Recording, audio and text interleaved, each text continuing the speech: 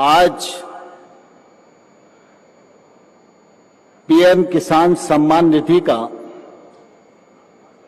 यह बृहद कार्यक्रम काफी अरसे बाद फिजिकल रूप से संपन्न हो पा रहा है। प्रधानमंत्री जी ने किसान के खाते में पैसा जाए, यह हमेशा सुनिश्चित करने का प्रयास किया और वर्चुअल मार्ग को कार्यक्रम के लिए अपनाया।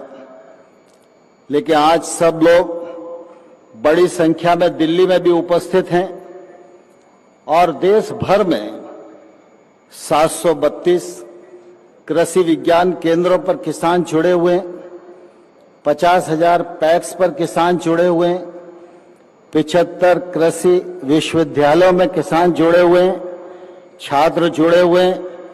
आईसीआर के सभी संस्थानों में यह कार्यक्रम संपन्न हो रहा है। ऐसे कुल मिलाकर देश भर में 1 करोड़ से अधिक किसानों का समागम पीएम किसान सम्मेलन के माध्यम से संपन्न हो रहा है। मैं देश भर के सभी किसान भाइयों और बहनों से, हम सब के नेता प्रिय प्रधानमंत्री माननीय नरेंद्र मोदी जी का हृदय से बहुत बहुत स्वागत करता हूं, बहुत बहुत अभिनंदन करना चाहता हूं। हम सब और सारा देश इस बात का साक्षी है कि आजादी के बाद अनेक सरकारें आई और गई, लेकिन जब निर्वाचन होता है तो राजनीतिक दल अपना घोषणा पत्र तैयार करते हैं, जनता के बीच में वचन देते हैं। लेकिन हम सब जानते हैं कि 5 साल गुजर जाते हैं, घोषणा पत्र में कहा हुआ वचन पूरा नहीं होता।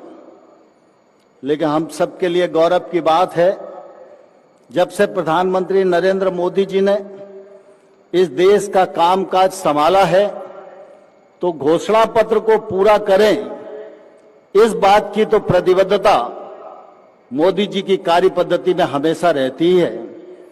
100% घोषणा पूरी हो, इसके लिए वो समय समय पर निगरानी भी करते हैं। लेकिन बीच बीच में चाहे किसान का कल्याण हो, चाहे गरीब का कल्याण हो, चाहे बहन का कल्याण हो, चाहे युवाओं के उत्थान का सवाल हो, जब भी कोई विषय ध्यान में आता है तो घोषणा पत्र के अतिरिक्त भी अनेक काम नरेंद्र मोदी जी की सरकार सफलतापूर्वक संपन्न करती है। आप सब इस बात को जानते हैं कि प्रधानमंत्री जी ने पीएम किसान सम्मान निधि कार्यक्रम को सृजित किया, उसे सफलतापूर्वक क्रियान्वित किया। कृषि के क्षेत्र में सम्मान निधि किसान को मिले, यह मांग किसान की तरफ से कभी भी नहीं आई थी।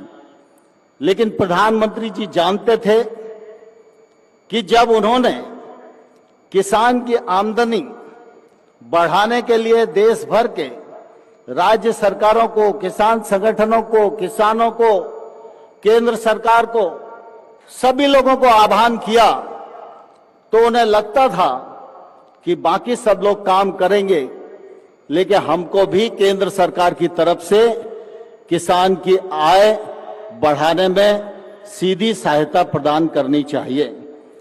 और दुनिया का सबसे बड़ा सीधा खाते में जमा होने वाला जो लाभ है वह पीएम किसान सम्मान निधि के माध्यम से प्रधानमंत्री जी ने अंतरित करने का एक सफलतम प्रयत्न किया। आज देश भर के 11 करोड़ किसानों को 2 लाख करोड़ से अधिक पर प्रधानमंत्री जी की उपस्थिति के प्रति कृतज्ञता ज्ञापित करता हूं।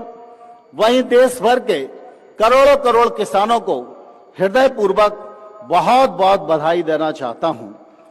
यह योजना क्रियान्वित पारदर्शिता के साथ हो, यह आग्रह प्रधानमंत्री जी का हमेशा बना रहता है। इस को लेकर लगातार केंद्र सरकार, राज्य सरकारों के माध्यम से शुद्धिकरण का प्रयास करती रहती है। आज हम सौभाग्यशाली हैं कि एक समय था जब देश के एक प्रधानमंत्री ये कहा करते थे कि हम दिल्ली से 100 रुपया भेजते हैं, गांव जाते जाते 15 रुपया हो जाते हैं। लेकिन आज नरेंद्र मोदी जी का यशस्वी और पारदर्शी जनता हितैषी नेतृत्व हम सब लोगों को प्राप्त है। टेक्नोलॉजी के माध्यम से मोदी जी ने यह सुनिश्चित किया है कि अगर हम एक किसान के खाते में एक साल में 6,000 रुपया जमा कराएंगे तो कोई दलाल नहीं होगा, कोई बिचौलिया नहीं होगा। अब 6,000 के 6,000 उसके खाते में जमा होंगे। यह सुनिश्चित करने का काम प्रधानमंत्री नरेंद्र मोदी जी के नेतृत्व में हुआ है। आज किसानों के साथ साथ एग्री स्टार्टअप्स का कॉन्क्लेव भी माननीय प्रधानमंत्री के कर कमलों से शुभारंभ होने वाला है। हम सब इस बात को भलीभांति जानते हैं कि हमारे देश में जो किसान हैं वो भी एक तौर से बड़े स्किल्ड हैं। वो भी तमाम सारे नवाचार अपने अपने स्थानों पर करते ही रहते हैं, लेकिन उनको प्रकाश में आना चाहिए तो मंच नहीं मिलता।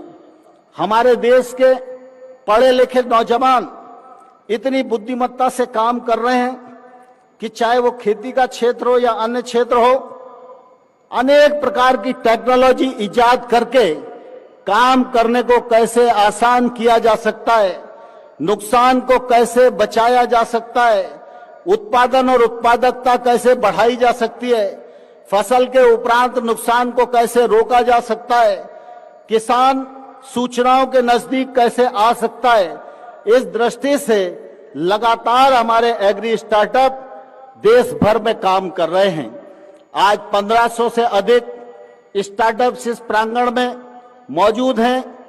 300 से अधिक लोगों ने अपने अपने स्टॉल भी यहाँ एग्जीबिशन में लगाए हुए।